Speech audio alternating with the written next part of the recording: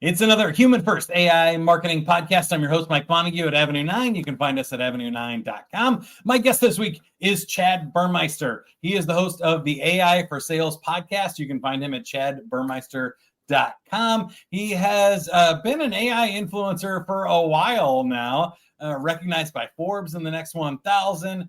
He's hosted that podcast for a long time, ton of followers and connections on LinkedIn and the podcast, and even exited an AI business already. How do you do that, Chad?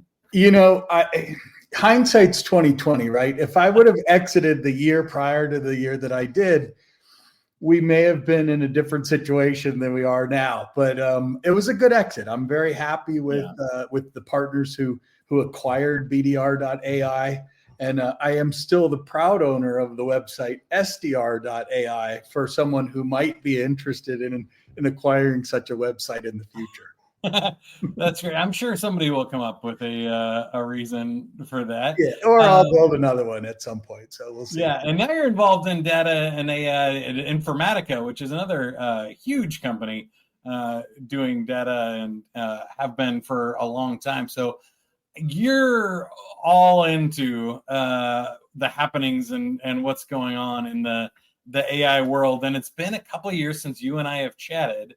We've both been on multiple podcasts together before this one. So what do you feel like is new in 2025 that we should be aware of for sales and marketing?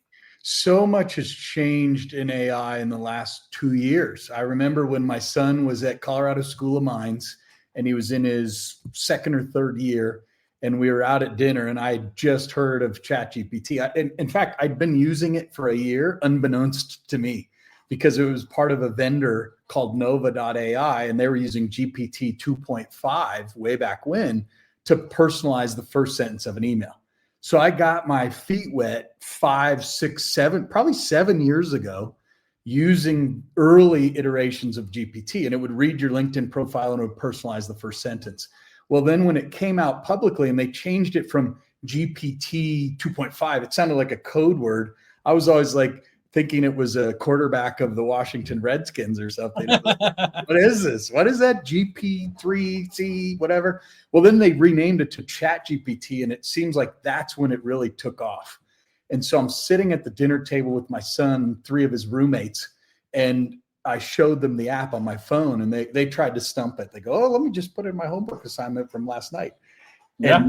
And they read the code, and they were like, "Oh, this is different." So when he graduated from Mines at the, 50th anniversary, 150th, maybe, it was a pretty big number.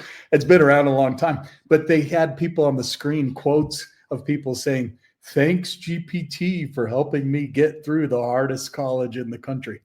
But it's so powerful. What I think's changed, Mike, is that it's now being incorporated into every day, all of the different apps that are out there, whether it's Grok, whether it's a Gmail, what you name it, it's under the hood, whether you know it or not. Yeah, that's kind of crazy. And I guess we could talk about salespeople specifically and ask you where you think people should start, because I know a lot of people are just seeing, Einstein in Salesforce. They're seeing Copilot in Microsoft 365, or maybe they have a ChatGPT subscription at work and they're using it to write emails or outlines for presentations and stuff. But so let's kind of assume everybody is doing base level stuff. If they're not, here's your sign. Start now. Wake up, the nap's over. You better get on the bandwagon, or you will be behind. But what do you think is realistic in the latter half of 2025 for a sales SDR or BDR to be doing with AI? Build your first custom GPT. Because in order to discover what's truly available and accessible to you as an individual, you'll never know. And it may sound difficult. My son, who I mentioned before, said, "Dad, it takes me 15 minutes. I could take the hundreds of years of human knowledge in the area you're talking about, and I could train it, and then I could build whatever you want, 15 minutes. And so I challenged him to the duel. It took about 44 minutes because he exaggerates like me, but 40 versus 20, same thing. We created this AI. We ended up calling it goalx.ai, and it just points to a custom GPT. And it asks its goal is to discover what it is you want. Most people don't know what they want in life, whether it's I want to lose weight, I want to save money, I want to buy a house in the mountains. It helps you articulate in a way by the end of the 12 to 18 questions, and it restates them over and over till you get them right. By the end of it, you get 2 paragraphs back that says, oh, Mike, this is what you want.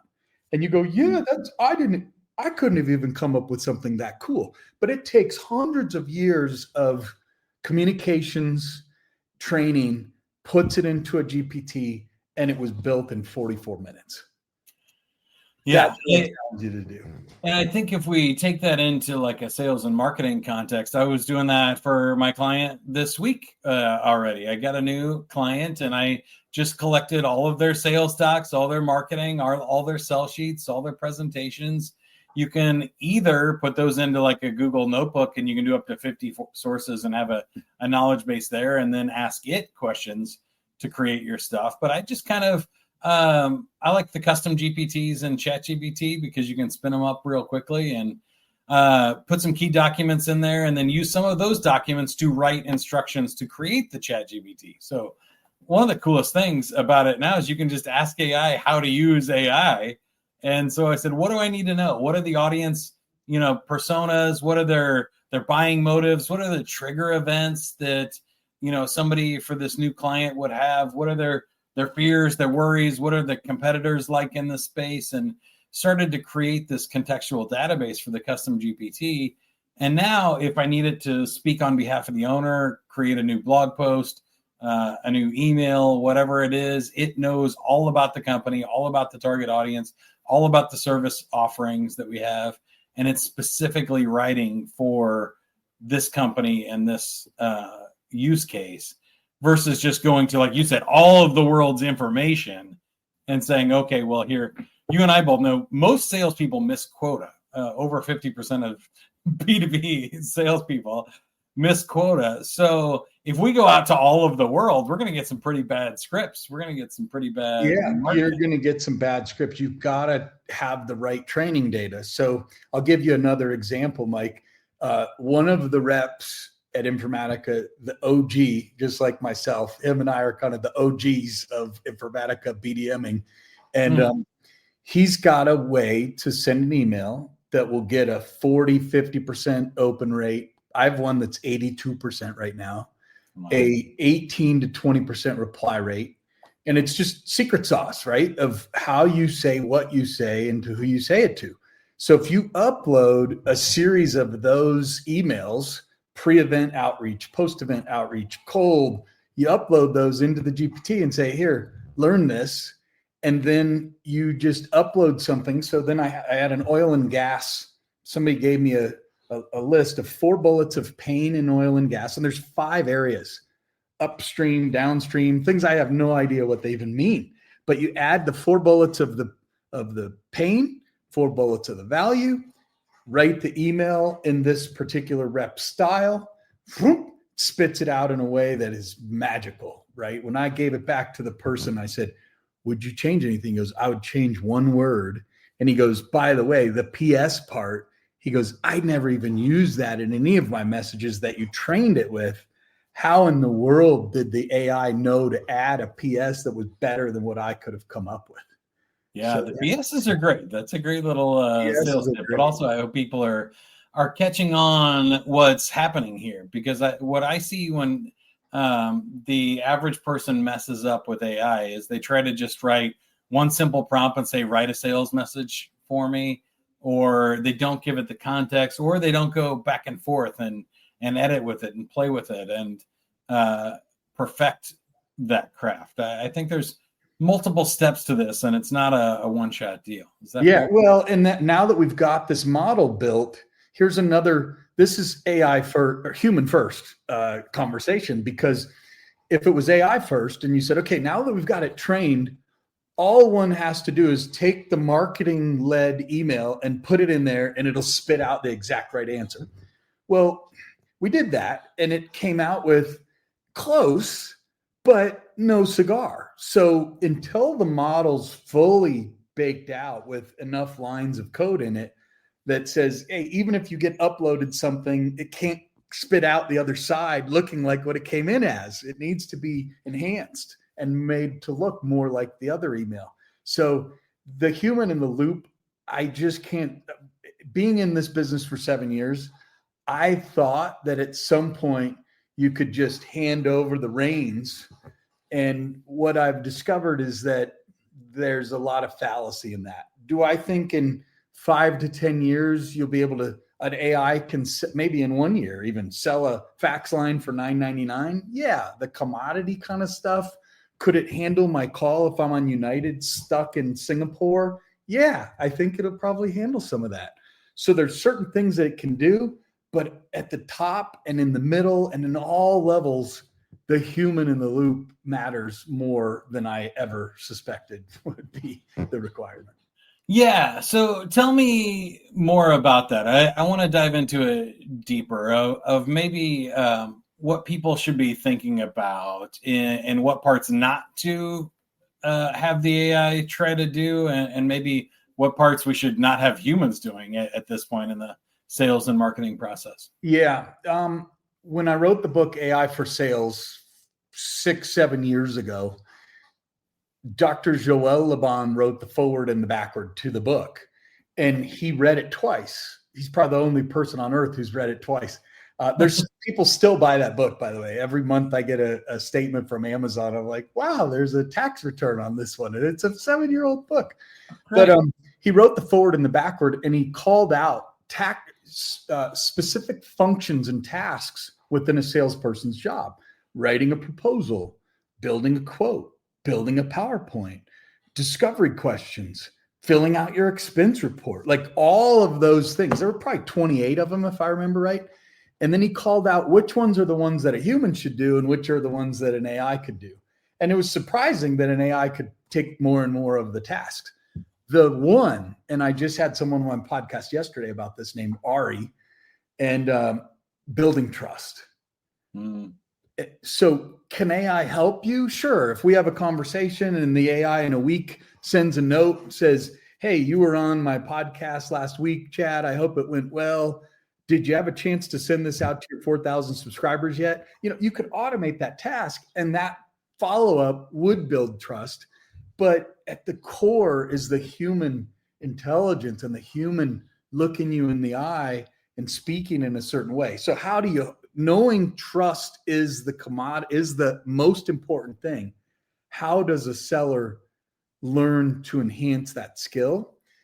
That's my 18-month masterclass that I finished about 6 months ago on neuro-linguistic programming, NLP. Oh, yeah. And people communicate in one of three ways, right? You're either audio, you're visual, or you're kinesthetic. And so which one are you? So noticing what the other person, if they say, I see what you mean, well, then I should probably start using some visual language to build trust and rapport. Oh, I hear you. Oh, now you're in auditory words. Or if you're a thinking, feeling type, I tend to lean on that. Then you should use that kind of language. There's just so much in the world of communications that I think most human beings have not been exposed to. That's where I recommend you invest some time to become a better human, because the AI is going to take a long time to learn that kind of stuff. Well, I think there was two hot takes in there for me. One is what I've been saying a lot is that trust is a slow process for humans, and AI is a fast tool. So look at your sales or marketing functions and think about what needs to be faster. If somebody says, hey, we got a meeting with the board on Thursday, we need a proposal, maybe you should use AI to write that and make sure they get it by Thursday, right? If you're trying to build some long-term trust in a relationship, AI is going to break down over these prompts, over these repeated messages, over complicated trust building, consensus building activities. It's just not there yet. That's the human part. The other part about what you said with the psychology, it is also not there in understanding what you're talking about with neuro-linguistic programming and how to read and respond to the context of the conversation or the person that you're talking to. However, what I found really cool, and there's some tools that I like Humantic AI, where you could actually research your potential buyer or whoever you're marketing to, figure out what their style is and segment your marketing list by that. Then have AI rewrite your sales cadence or your marketing drip campaign into those different buckets. So we could have a visual, an auditory, and a kinesthetic path in HubSpot and have AI rewrite the campaign, because salespeople and marketers tend to be bad at adapting to the other styles, unless you have this natural, which some people do, some natural tendencies to be able to do that and be empathetic enough to adapt your Well, style. and it's interesting. There was a vendor out there called Joy AI. Again, 5 years ago, my BDR.ai was one of the early .ais, along with Seamless.ai. When we ran into each other at a conference, we were like kindred spirits. Brandon, you're another .ai. It's amazing. And that was 5 years ago, before the hype. And Joy AI was one of those vendors, and they had the former CIO of Best Buy was part of this co-founding group. And then another guy who did hostage negotiation training for the FBI kind of thing. So they had to understand different personalities to be able to have these conversations. We helped them co-sell about 12 deals within a 1 year period and test this stuff before it was prime time ready. And when the CIO of Best Buy tells you there's 2 to 3 standard deviations of enhanced returns, I believed him. Now, the part I had a hard time getting my hands around was his requirement was, hey, in order for me to make this work, it needs to be 2 pages in an email because it needs to articulate their style. And I was like, wait a second. Yeah.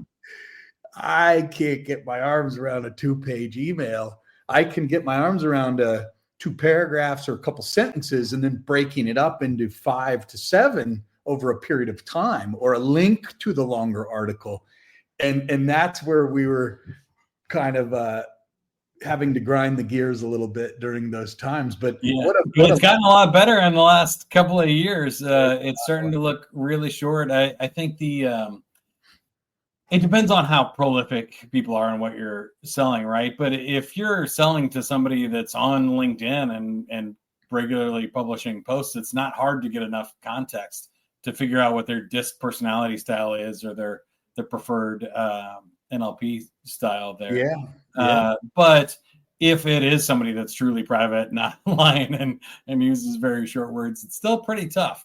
There's some things maybe that you could infer from their position and their style and talking to them in short bursts, but it's a fascinating subject. And I think that's one where it might be a combination of both, that the relationship building and the trust building and the context is the human part, but maybe adapting the presentations, the messages, the landing pages is the AI part, where it's just really hard for humans to do that. We can't write 6 different versions of the same email. We get bad at it. Well, and Ari's point yesterday, he kept all of his IP over the years of 30 years of work behind the firewall. And now he built Ari AI, and the only way to access his IP is either sign up for his training course or subscribe to his AI that helps you build trust at scale. And it's a neat idea. I think a lot of us for a lot of years said, hey, let's just give it all away, the content, as a strategy. And then if you really want to access the power of it, you're going to have to hire me, because all of those bits and pieces added up are what's important, right? It's hard to duplicate something unless you hire the person who kind of knows all about it. But Ari took a different approach and said, oh, I'm glad I held it behind the firewall for so long. So it's interesting, definitely an interesting world that we are participating in at the moment.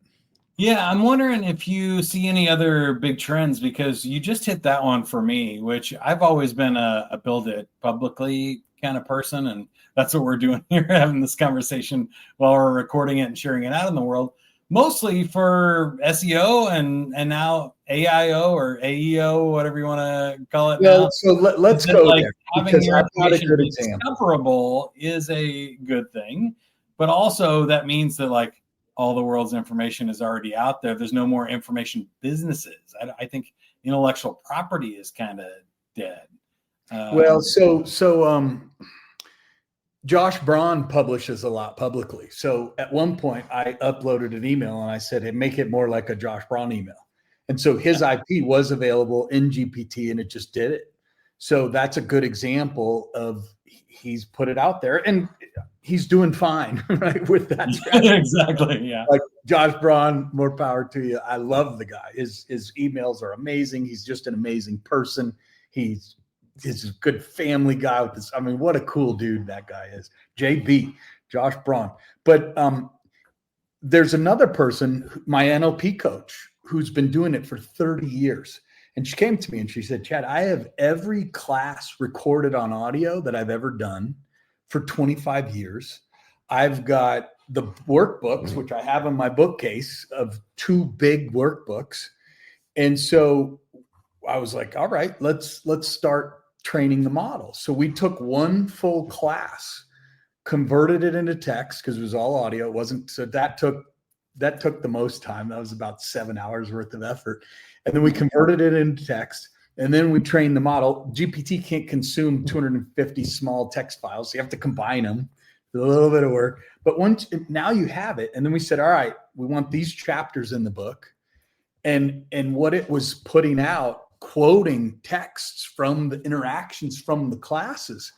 Well, then she called the timeout and she goes, "Okay, hey, this went way faster than I thought it would to get to this point. I thought this was a multi-year book writing process. And here I am, not a real book writer, but GPT can do it." And so we had to put a timeout and we said, "All right, let's delete it because we don't want her content floating around in GPT." We said, "Hey, is it too late? Can you cord it off?" And it said, "Yeah, no, we got you. It's deleted. It will never be accessible in the GPT world." Got it. So then my next task with her is, let's figure out, is it Gemini? Is it Perplexity? Who will cord it off so that it's not accessible in the public GPT world? It has to be a kind of private LLM. And then also she quotes people from some of her training, right? "Hey, this is from 1950s, this person and that person." What's acceptable to it be incorporated into the training and what's not, like, needs to be cited as a source. So all of those things, but it's just sitting right there ready to be deployed. And then now that I have all that, imagine if I said, now create a sales book around all of this 30 years of training and incorporate any sales questions that came up in those classes. It could just grab perfect examples that are just placed in an amazing way, or build an app aligned to that methodology. The world's your oyster in this new world that we live in. Yeah, I think so too. You brought up some really good points. One is just about, data security and ethics of recording and collecting all of that stuff is one thing, but that is the context that you need to create great marketing and great sales materials in 2025 and beyond, especially with AI. And then you got a lot of strategic business choices to make. I've been a part of many of these discussions with my clients and employers, and it's fascinating because I think the apps are one thing because they're not necessarily getting access to the materials. But if you're in the business of publishing books or materials or giving away your IP selling your IP to your clients, there's nothing stopping your clients from then uploading those documents to ChatGPT, and it's still becoming public even if you didn't want it to. And the more and more these cases get settled, I thought it would be the case that AI is not stealing or copying intellectual property. It's rewriting your work in its own words, which humans have been doing for thousands of years. So so far there hasn't been any protection from that. So fascinating business decisions going forward. I guess, Chad, I got two more questions for you. One is, where do you think it all lands? What do you think the world of sales looks like in 10, 15 years from now? There's been a lot of people that are speaking publicly about the dangers of AI. And when you accelerate the speed at which decisions are made and failures and successes can be made, and you enter in the human paradigm of the flaws of what humans bring to the table, and now you just accelerate it to a 10,000x number. You know, the godfather of AI was on an hour-long show. I've been doing the 75 hard, working out 2 times a day for 40 nice. minutes. Yeah. So I'm on day 30 today.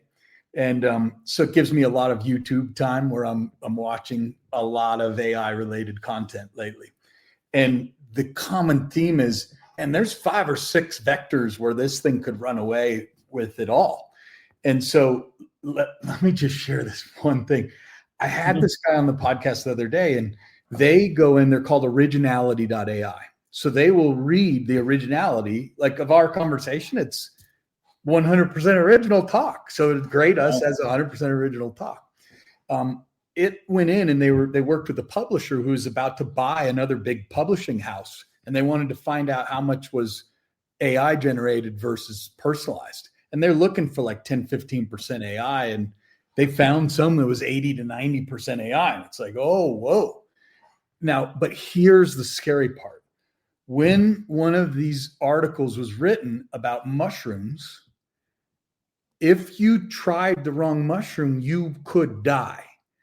This article that was written by AI and published said, oh yeah, just go ahead and try all the mushrooms. That's how you can see if it's cool or not. So that's a good example of how a harmless little AI that's gotten a little bit out of control could actually cause the death of a human being. So if you take that and you multiply that by 1,000, all good plans are of mice and men. You know? So well, if you had to pick a sci-fi movie, which one do you think we would end up in, and which one do you hope we would? I hope we end up in the Jetsons, and I hope we don't end up in the Terminator. Like, the Jetsons sounds awesome. Everybody's in flying cars. Your toaster's on AI. Everything's on AI. You don't have to work out because you just got a little pulse meter in your belly that's probably going. You know? Yeah, we've come up with even cooler stuff like the nanobots and stuff that they didn't even think of when they were doing the Jetsons. Yeah, they didn't even think of it. I do have an electric car now, and my license plate reads Sales AI. Hey, there you go. We've been talking to Chad Burmeister from the AI for Sales podcast. You can find him at chadburmeister.com or connect with him on LinkedIn, big following, and always publishing on there as well. Chad, how can you help us, or how can we help you? Stay focused on the business ethics side so that we get the Jetsons outcome, because it's our responsibility as individual people in the machine to raise our hand and say, wait, I see that thing could run away in a rogue sort of way. Let's put a little bit of governance. And that's where I'm excited with Informatica, data governance, master data management. If you're not thinking about governing your data, then you're going to let it go wild, and you're going to tell people to eat bad mushrooms. So let's not do that. Let's make it the world of Jetsons world and not a Terminator world. I love that. And also from the Avenue 9 perspective, I think we were talking about several things that sound easy when you say just collect the context or something, but a lot of people aren't good at articulating it. So what I do at Avenue 9 is interview your founder, your top salespeople, your best clients, and create this contextual database around your story. And sometimes people can't get that the first try. They need an interview from a podcaster and broadcaster like myself to help them tell that story. And I love doing that. And then once you have that, helping you separate out the AI hype and from what's real, especially for small businesses. You can't go crazy. You don't want to make huge investments and risk your company on it. but you also can't ignore what's happening with AI and marketing and sales right now. So reach out if I can help, avenue9.com. Until next time, good luck. Keep going, everybody.